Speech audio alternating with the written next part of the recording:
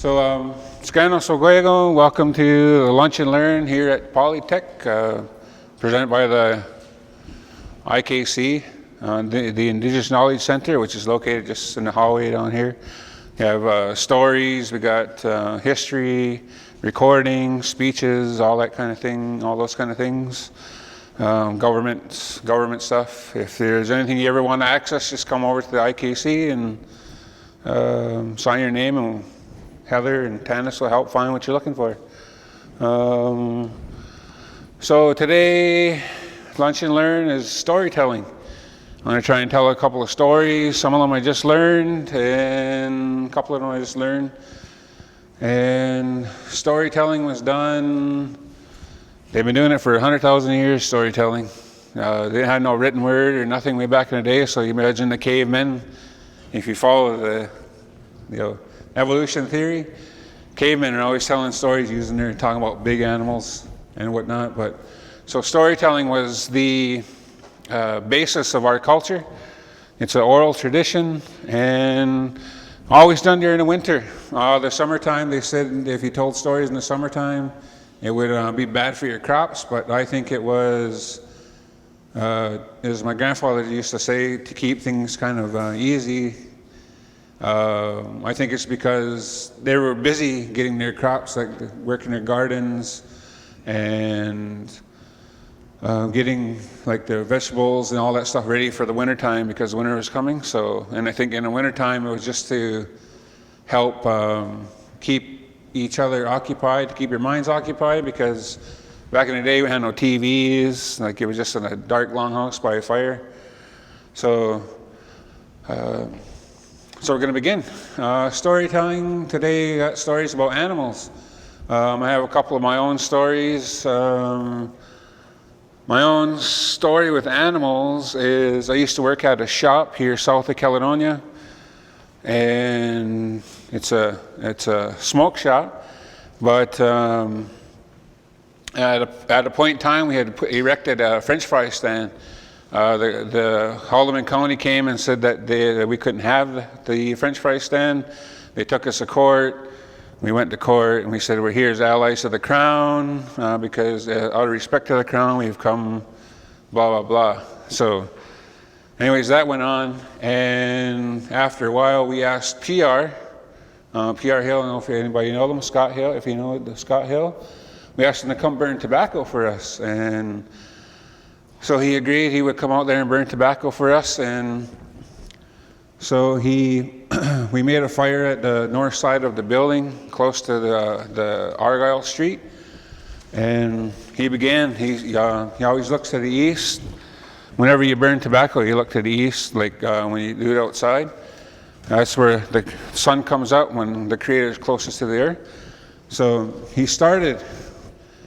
And he did the usual, like you burn tobacco, you thank the tobacco that the Creator put it here. And then he went on, and then after a while he started mentioning Gadino, the animals, and their leader, Duandes, the deer. So he threw tobacco down for it. And we're standing, me and my buddy were standing behind him, and we seen in the field over in the behind the shop, two deer came walking out of the bush line. They came walking out of the bush line. One stopped 50 yards, and the other one maybe came another 75 yards out of the bush line. And it looked right where we were, where PR was burning tobacco. He looked right at us, and he nodded his head like that, just as PR had burned tobacco. And the deer nodded his head and turned around and went back into the bush line. So that's like the tobacco was put here to send words to the Creator and all the creations that He has here on earth. So it's kind of like it was a big moment at that time for me. So that's one of my animal stories. But a lot of the stories that they did, storytelling back in Sugoi, long time ago, that's how you say a long time ago, Sugoi, is it was done for to teach lessons to children, to also keep our ways alive, and to talk about morals. So one of the stories I want to start off with here is how rabbit got long ears and owl got big eyes. So, like everybody's seen an owl, right? If you look at pictures of owls, or if you've seen an owl in the bush, like their eyes are really big. And so the story begins with one day, Sugoi, the creator, he came down to the Great Turtle Island, and one day he came down and he wanted to see all his creations that he created. And he was walking around enjoying like the trees, the bushes, the rivers, everything that was here that he had put here on earth, on our mother the earth. And he noticed the animals running around, and he thought to himself, I never really gave the animals the opportunity to pick and choose what they wanted to look like. Could everybody know what they would want to look like if they could choose something different? Like, if it could say, oh yeah, Sugoi diso, can I, have bigger muscles or anything like that? So the creator, he went to the animals and he walked around and he said to the animals, all right, animals, right now, if you want to change something, I'll change it for you, no matter what you want. He goes, I'll change it for you. I'll give you opportunity to pick what you want to, if you want to change something on your body. So as he's going around, he's changing the animals. He's making some taller, he's making some bigger, he's making some more muscly. And then finally he gets to a clearing in the bush, and word got around, it spread that Sugoi diso was coming to change how you look. If someone wanted longer noses or shorter noses, or they wanted more muscles. So he gets to the clearing, he walks up to the front of the clearing, and the first one he sees is Mrs. Rabbit. So he walks over to Mrs. Rabbit and he picks up Mrs. Rabbit. He holds Mrs. Rabbit in his arm, and he strokes Mrs. Rabbit from the top of her head by her short ears, and he says, oh, Mrs. Rabbit, right down her bunny tail there. And he's stroking Miss Rabbit. He says, Miss Rabbit, what would you like to change? Is there anything you would like to change? Well, Mrs. Rabbit thought, well, this is going to be for the rest of my life. The rest of the time, this is what rabbits are going to look like. So she was thinking really, really deep on what she wanted to change. And just as he was just doing that, over in the trees on a limb, there is an owl. He's going, oh! He goes, that's me, oh, I'm over here. Sugoi diso, I'm over here in the trees. He goes, I know what I want to look like, Sugoi diso, I know what I want to look like.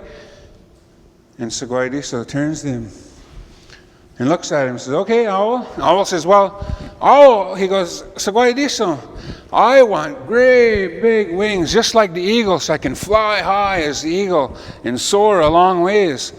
And he says, I would also like a long neck, so I can look all around, and I can see everything that's here in your land that you created. So Sugoi diso, he said, owl, just wait your turn. It's good that you know what you want, but Mrs. Rabbit here is going to go first. And just as he said that, Rabbit turned and looked at Sugoi diso and said, Sugoi diso, I know what I want. My legs are too short, and Coyote and Wolf, they're always nipping at my tail as I'm trying to run away, and I can't get away fast enough. What I would like, Sugoi diso, what I would like is to have long legs like the deer, because the deer can run and jump, and they can run away very quickly.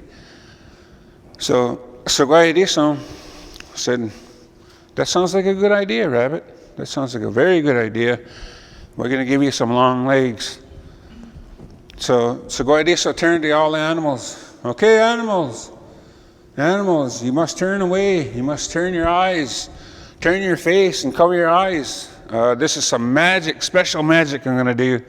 And I don't want you to see this. So everybody turn your eyes. All the animals all turned away and covered their eyes. All except Owl. Owl sitting in a tree. Owl grabs his wings and he puts it in front of his face like he's not looking, but then he spreads his wings, the feathers on his wings, and he's looking through the feathers because he wanted to see, because he's next, he wanted to see what's going to happen. So Sugoi says, okay, everybody's not looking. He grabs Rabbit. He says, Rabbit, this won't hurt, promise. I promise this ain't going to hurt. So Sugoi breathes in real deep. And he starts. So he grabs Rabbit by the top of her head, right by her ears, and he grabs her back legs, and he starts to pull. Rabbit, you're going to be okay, Rabbit. Pulling like that. Her legs are getting longer and longer. Their back legs are getting longer and longer as he's pulling on the back legs. But then he looks at the top and he's got Rabbit by her ears. So her ears are growing longer and longer. And he looks at Rabbit and says, Rabbit, well, your ears are growing longer, but once we finish with your legs, we'll make your ears shorter again. So Rabbit says, okay, and so he continues. Legs are getting longer. Her hind legs are getting longer. And then all of a sudden he stops. You guys ever had that feeling where like there's somebody looking at you and you kind of like, is there somebody looking at me? Well, Sugoi had that same feeling. And he stopped trying to extend Rabbit's hind legs. And he turns and he looks. He looks and he says, oh! And Owl turns and hides his head like that, like he wasn't looking. Owl puts down Rabbit and he goes flying right at Owl. He says, oh, I seen you looking. You're not supposed to be looking. And Owl, because he got so scared, his eyes were so big. His eyes were real big, like, if somebody got right in your face and hollered at you, your eyes would get real big, like you're frightened.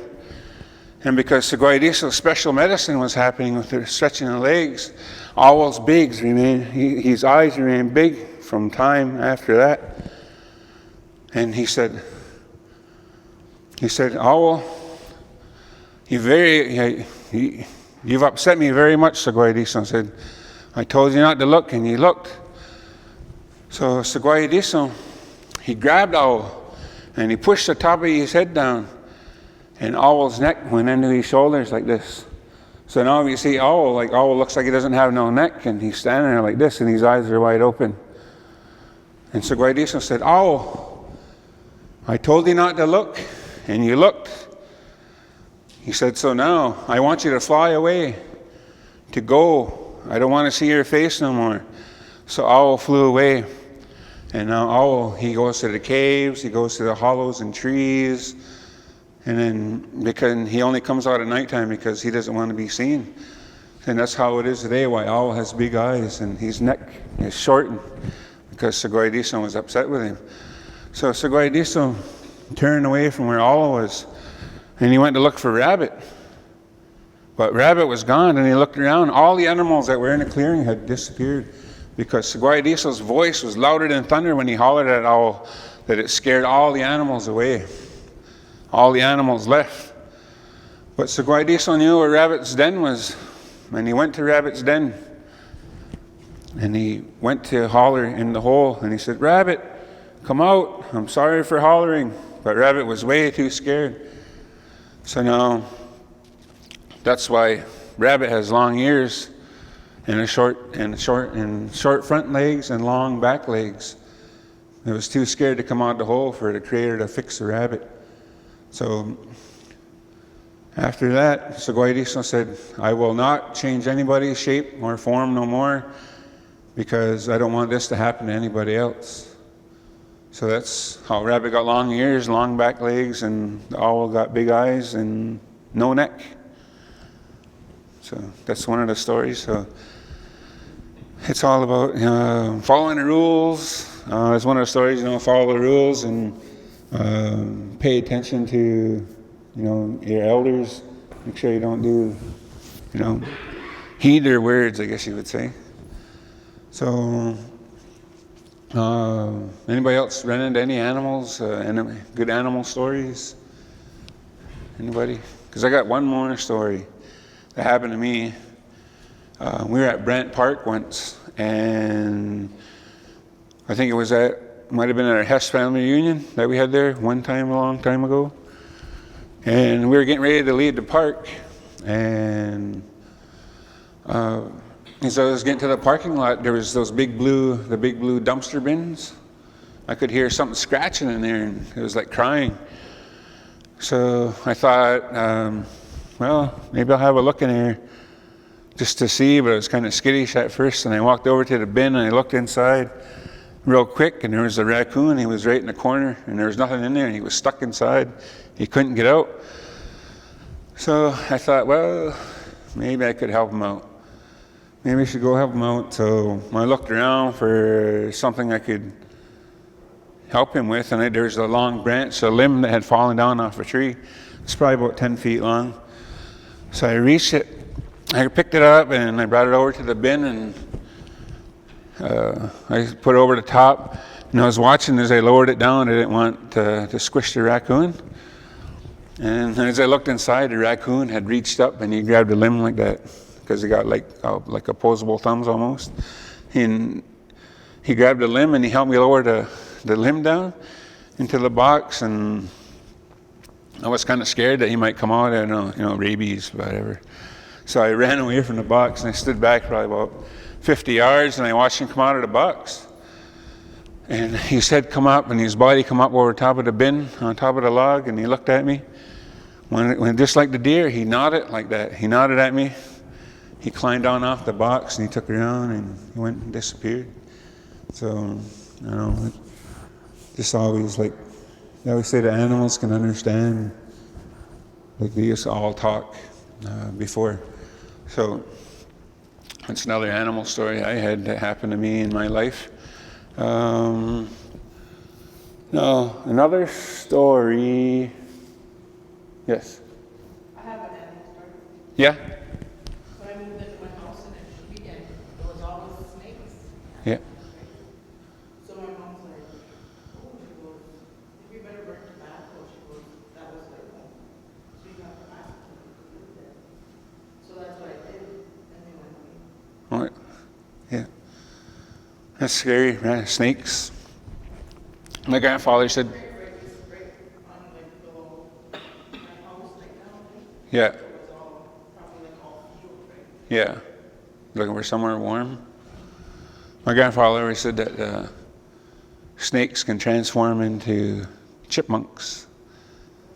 And chipmunks are like a bad omen, like snakes are. But I don't know, if you ever go in the bush, and then if you chase a chipmunk, it'll duck over a log like that, and if you move the log over, dig around in it, a snake will come crawling out. So my grandfather always said chipmunks were a bad omen sign because they can turn into snakes. They're shapeshifters. But anyhow, any more stories about animals? Anybody got any more animal stories? All right. The next story I'm going to tell it's another moral story. It's called How the Birds Got Their Songs. So got their songs. One day, Sugoi Diso, he came down once again to enjoy his creations that he put here on earth, on Turtle Island. And he landed, and he was walking around, enjoying the flowers, enjoying, the animals that he had put here on earth. And then he came to a village. And just as he got to the village, he noticed the elder brother, Nde Kagakwa, the son. He was coming up over the eastern horizon. And just as he noticed that, he turned back to the village, and out of one of the longhouses, there came a man. A man come out of a longhouse. And he walked out of the longhouse. He did a little stretching. Then he continued to the edge of where his little property, where his longhouse was, and he raised his hands up to the elder brother, the son. He raised his hands up and he said, "Agara no hanyo, And they caught gawk wagis. Was getting get to go. I said, what you said, well, no, what? On Ohio, what ne to her tate honk, ne hodai hat do honk, so Wednesday. So he said, thank you, I'm very thankful that the sun arrived again today. And he lights and he warms the earth, and for this I'm thankful. And then he started to sing his morning song. They still do this in some territories. In the Seneca territories mostly, they still do the sunrise ceremony. And they sing a song. As he was singing his song, Sugoi looked around through the village, and there was trees all around, like trees everywhere. And in the trees there was hundreds and hundreds of birds. And the birds were listening. You could see the birds were all turned towards the man, and they're listening to his song. And so at that time, the birds didn't know how to sing yet. They could speak just like you and I. They could speak to each other. So he watched the man, he listened, and it made him very happy. The Sugoi was very happy that this man was giving thanks. And then the man finished, and Sugoi left and checked out the rest of his creations. He went to look for some more. And then he ventured back to this village. He noticed the sun, and Deka, our elder brother, he was going down in the western sky. And then he watched as the man come out from his longhouse and went to the western sky. And he talked to the elder brother again, the sun, and he said, I'd like to say thank you for coming again today and warming the earth. And then he sang an evening song. He sang the evening song to the elder brother. And Sugoi, that made him very happy. And in the trees again, he noticed the birds were all sitting. There was hundreds and hundreds of birds. They're all sitting in the trees, just intently watching the man as he was giving thanks to the elder brother. So, and they were all happy to see him. So the man finished his song, and he went back to his longhouse. And then Sugoi thought to himself, well, I'm going to counsel with the birds. So he called the council, and he asked the birds to come down. And then he jumped onto a rock, and he told all the birds, he said, would you like to sing like the man can sing? And the birds all jumped up. Yes, that would be awesome if we could sing like how the man could sing and give thanks to the elder brother. So the birds are all happy.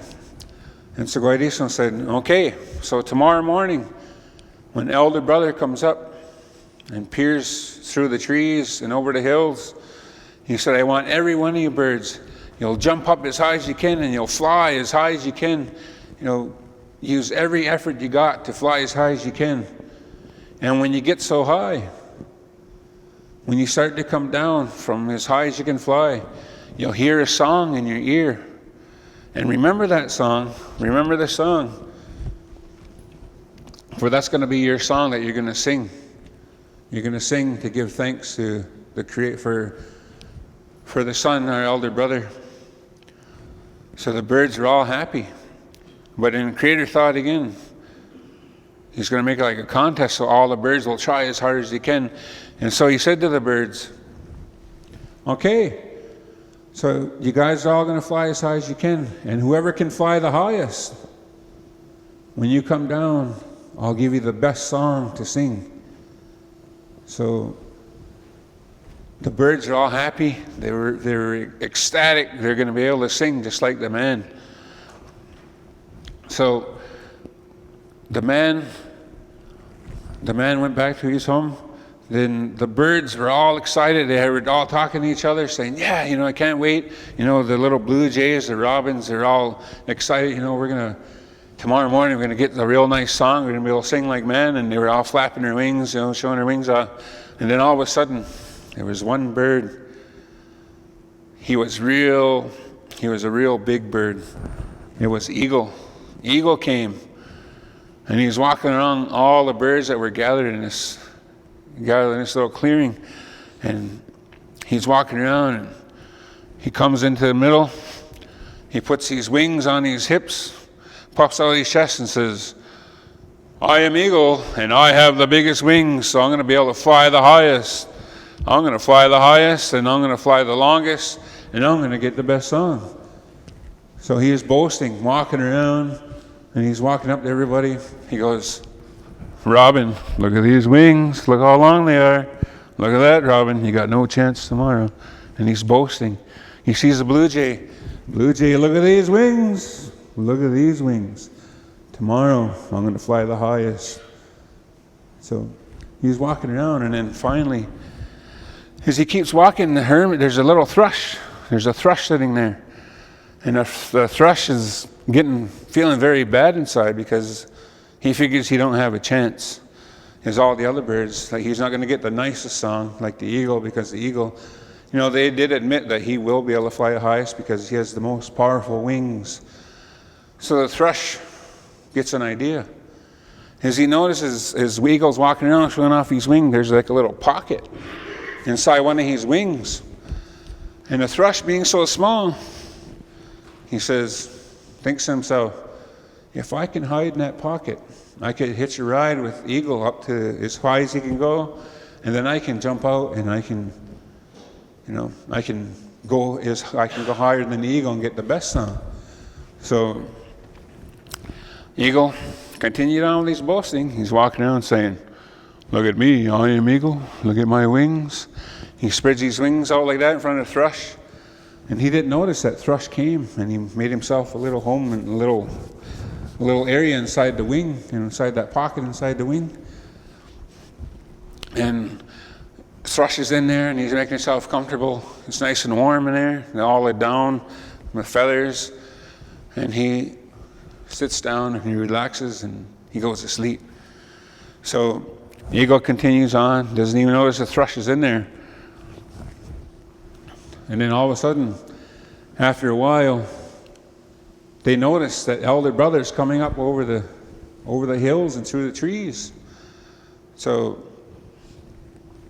eagle turns, and he says, everybody, he says, elder brother's coming up. It's our chance. It's our turn to get a song. So everybody's very, very excited. They're all there doing their stretches, getting ready. They're going to do getting their wings all warmed up, stretching their wings out, because they're going to fly the highest that they can. So here they go. They're ready. Man comes out of his house, walks over to the eastern sky, and he says his thanks again to the elder brother. Thank you for coming again today and bringing the warmth. Sings his song. As soon as the man gets done singing, all of a sudden, like a big wind came. Every bird that was there in the trees took off into the sky, and it was like it was night again. There were so many birds, and it was like night again. And they're all flying. Well, not every bird was meant to fly high. The eagle's got the big wings.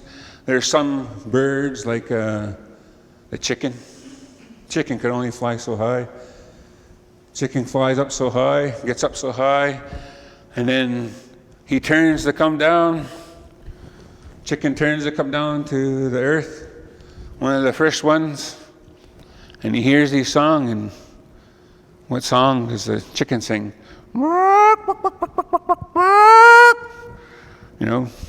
That's the song that he heard, and he remembered. Does that sound like a good morning song to you guys? But, to the chicken, that's the best song. That's the best song that the Creator gave him. Next thing, turkey, same thing. He can only go so high. He turns down to come back down to earth. And then he sung. The turkey, that's how he sings. So he lands. That's the one that's what Creator gave him. That sounds like a pretty good song to me. And so they're all flying. Every bird, the robin, the finch, the blue jay, they're getting so high. And as high as they can go, every effort they got, and they turn to come down to the earth. And as they're coming down, they hear their song. And that's the song that Sugoi gave them, so that they could give thanks. They can give thanks. That's how they give thanks with their songs and make the forest real nice. So they're all coming down. Up there with eagle. Eagle is right at the top of the pack. Up there with the eagle is hawk. The hawk is flying as far as he's pushing the eagle. Hawk's got almost as big of wings as eagle. And so they're flying, they're racing, and hawk's right behind eagle. They're flying higher and higher and higher. Finally, the hawk, he too gets tired. He can't keep up with the eagle. And hawk turns around and he comes down. And then he gets his song that he remembers in his head. So eagle's like, he sees hawk turn around and go back to our mother, the earth. And hawk goes, yes, he says. He throws his wings up and he says, I'm winning. He says, I'm going to get the best song from Sugoi Diso. Because everybody's turning around now. It's only me. It's just me and my large wings. So he's flying as high as he can. He makes every effort to go as high as he can. Like Sugoi Diso said, go as high as you can, every effort you got. So he turns around. He gets as high as he can, and he flies back down. As he's coming down, he hears his song. Everybody have you heard an eagle song on here? And so he hears that song, and he hears it. And then he lets these go. And as he does that, the thrush, it wakes him up inside his wing. It wakes up the thrush inside the wing. And thrush wakes up and says, oh no. He goes, I missed it. I got to get up and fly.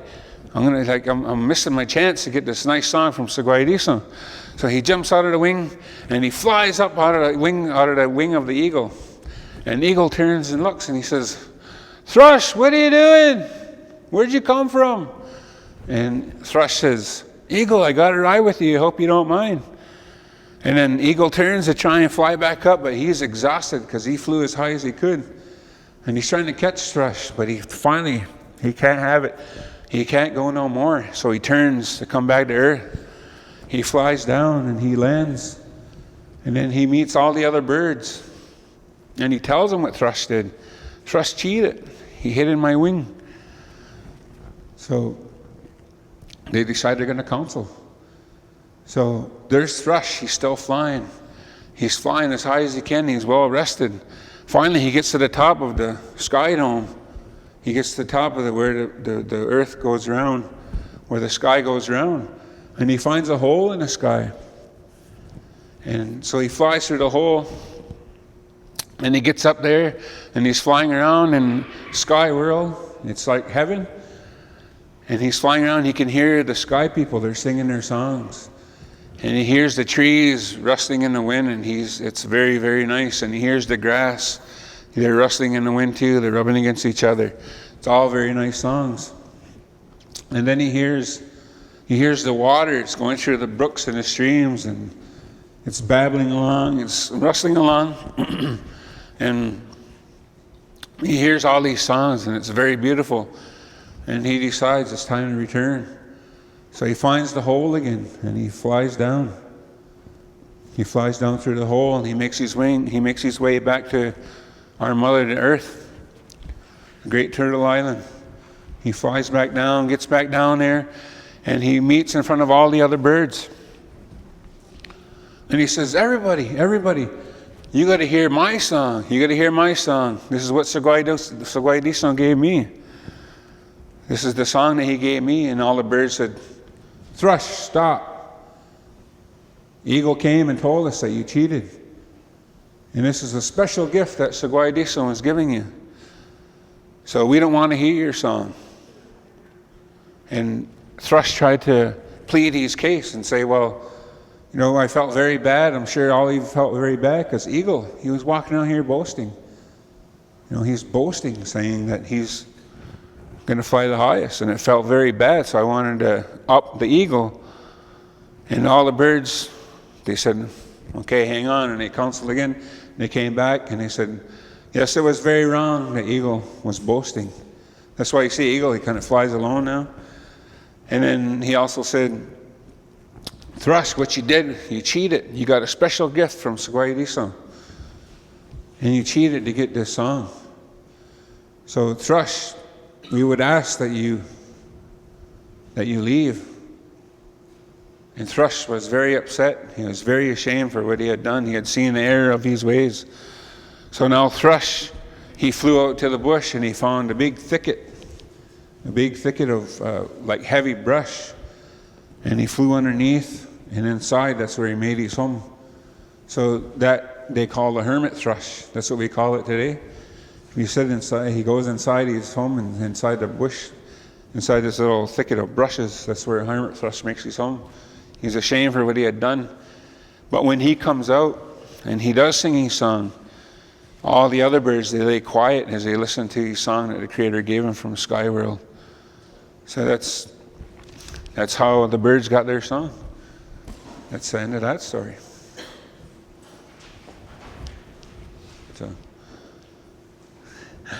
So and you guys all hear the nice a thrush. A thrush, he has like a little beginning on a like when he's just singing in the bush, he's got a like he does a little thing at the beginning, and then it's always different. It's the same thing at the start, like that half a second, and then it's different what he hears. Different what he hears. Like it sounds like a babbling brook. It does sound like exactly what he heard. If you get a chance, YouTube it, and YouTube hermit thrush song. You'll hear it. It sounds very different. Like there's different calls that he does, but when he's just singing in the bush, that's what you hear. So the next one. How long do we go till, Tanis? Till 1? Okay. Is that some good stories so far? All right. So the next one we're going to tell is how bear got a short tail. Everybody knows like a bear's got a little small tail, like it's docked. Well, long ago, Sugoi, again, the bear, he used to have a real long tail. He had a long, bushy, shiny, beautiful tail. And just like the eagle, he would walk around. He'd be strutting through the bush, and he'd walk around, and he'd see some animals. He'd go, "Hey, look at this tail. You want to see my tail?" He's walking along, sees the next animal. "Hey, look at this tail. I want to see my tail. Look at how big and beautiful it is." So he's walking around, he's boasting about how big his tail is, how beautiful it is, how nice and bright and shiny it is, walking around. You know, he sees the muskrat, he sees a beaver, and says, "Beaver, look at your little matched up tail. Look at this tail. You know, beaver, your tail doesn't even match this." So he's walking around boasting, looking at his tail. You know, he's strutting around. And as he's doing this, there's little Mr. Fox. Fox is sitting over, and he's watching bear, and all the animals do agree that bear has the best looking tail around. It's also big and beautiful and bright and bushy. So they all agree that yes, fox does have that bear does have the most beautiful tail. But fox, I don't know if you guys ever seen a fox tail. It's real bright too. Like it's got a little white tip on there, brown. It's nice and bushy and full. Well, he starts to feel bad. You know, if anybody's boasting, it kind of gets on your nerves, or it kind of makes you feel bad about somebody's boasting, how you look. Well, Fox says, some point in time, I'm going to get that bear. So one day, Fox made his way to a pond. The pond was froze over. It was starting to get winter time. And Fox goes on the ice. And he's sitting there on the ice, enjoying himself. And then all of a sudden, he can hear coming through the bush, he can hear, "Hey, everybody, look at my tail. Hey, everybody, look at my tail. It's big and bright and beautiful and bushy. You know, I know you guys all wish you had a tail like mine." He's walking, you can hear the limbs falling, you can hear like small trees falling over as bear's making his way through the bush. So there's Mr. Fox thinking in his head, here's my opportunity. I can get bear. So Fox hurries up and he digs a hole in the ice, and from his pouch he pulls out some dry corn and he throws it in the hole, and he watches and he keeps watching for the bear to see how far he is in the bush. And then some fish come up to grab the corn that he threw in the water. Fox reaches down, he throws the fish onto the ice. And then finally he sees the bear come up to the pond. So finally, Fox sits down in front of the hole. The hole's behind him. And he squats down onto the ice, but he pulls his tail between his legs. And then he sits there and he waits for Bear to come, because you know a bear will talk to him and talk about his nice big bushy bright tail. So Bear makes his way. He gets to the pond and he looks out there and he sees Fox. He goes, "Hey, Mr. Fox! Hey, Mr. Fox, you out there?" And Fox, he's playing his game. He's playing his game to the bear. He turns around, looks real sad. He says, "Oh, hello, Mr. Bear." And he goes, "Hey, what are you doing out there?" And Fox turns around again. He says, real sad, he goes, "I'm trying to catch fish, but I'm not having any luck." So Bear, thinking, and he said, "There's nothing better than fish." You know, he likes fish more than he loves his beautiful big bushy tail. So he goes, "How are you catching those fish?" Fox says, "Come out here." He goes, "I'll show you, I'll tell you about it." He says, "But, come on out here." So Bear makes his way onto the ice, and he's sitting there, he's standing in front of Fox. Fox has got his hole in the tail. He's got his tail in the hole, it's between his legs, but it looks like he's got his tail in the hole. And Bear says to him, "So, how are you getting these fish?" And, Bear, he asked him again, "How are you getting these fish?" And Fox says, "Well, what I'm doing is I stick my tail in the hole. And then when the fish bite, I pull my tail up and I throw the fish to the side." Well, then he says, "But Bear, it's so sad. My tail isn't as big and beautiful and bright. I can't get that many fish. I can't get that many fish, and I think this winter I might starve." So Bear, he looks at him real excitedly. "Well, hey, look at my tail. It's big and beautiful and bright." He says, "Maybe I can catch more fish than you." Fox says, "Well, if you want to try it, we can maybe give it a try." So Bear walks over. Fox stands up, keeps his tail away from Bear, and he says, "Okay, this is what you do. You stick your tail down in a hole, and then when you feel something pull on your tail, you flick your tail out real fast as you can." So Bear looks at the water and goes, "I don't know, that's pretty cold. Looks pretty cold." Fox goes, "Well, how big and bushy it is, you won't feel no cold." So Bear sits down and puts his tail in the water, and he's sitting there waiting. Fox is standing in front of him, watching him, kind of trying to keep his attention there. Bear is sitting there waiting and waiting, and Fox is in front, looks at Bear. He says, "I'll check something out." So Fox casually strolls, walks behind Bear, and he says, "Oh, just wait a little longer. Just wait a little longer." And Bear agrees. Bear says, "Okay." So Fox, he quietly picks up the fish that he caught with his horn. He carries it in his arm, and he sneaks away. He sneaks away from the ice. He gets back to his den. He fixes up his fish the way the foxes fix their fish. And he eats his fish. He gets a full belly. And then he gets a full belly, and I don't know if anybody else had a full belly, like eating turkey, and you kind of lay down and go to sleep. Fox goes to sleep. And then finally he wakes up in the morning and he looks out his den hole, and he notices there's a fresh pound. There's like all kinds of snow. It snowed during the evening while he was asleep. So he goes, "I wonder if Bear is still sitting there." So he jumps up, walks out his den hole, and he makes his way to the pond. He looks out onto the pond, and on the middle of the pond there's a big pile of snow, a big pile of snow. And he goes, "I wonder if that's Bear." And all of a sudden he hears the bear asleep underneath the snow. So he walks over, and he has an idea.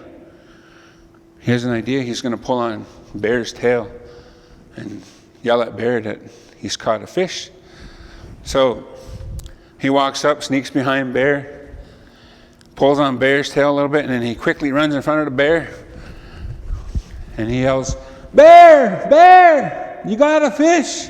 And Bear could feel that pulling on his tail, so right away he jumped up and he's trying to pull it, and he goes, I think I got the biggest fish. I got the biggest fish in my big, bright, beautiful tail. So Bear's pulling, but what he didn't know, Fox had seen his tail it had froze into the water. The ice had resurfaced again, and his tail was stuck right in the ice. So Bear's pulling, thinking he's got the biggest fish. And finally he pulls so much, boom, he falls forward. And he goes, oh, I finally got that big fish through the ice hole. And he turns around, and there's his tail. Oh, he felt so bad. His tail was sitting there just quivering in the ice, and it was stuck in the ice hole like that. So Bear got real scared. He got upset. And he ran, and he ran, and he ran, and he went to a cave, and he fell asleep. He fell asleep, and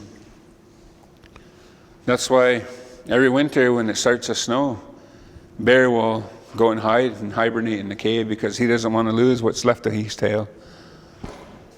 So that's how Bear lost his big bushy tail. All right, so that's some storytelling for today.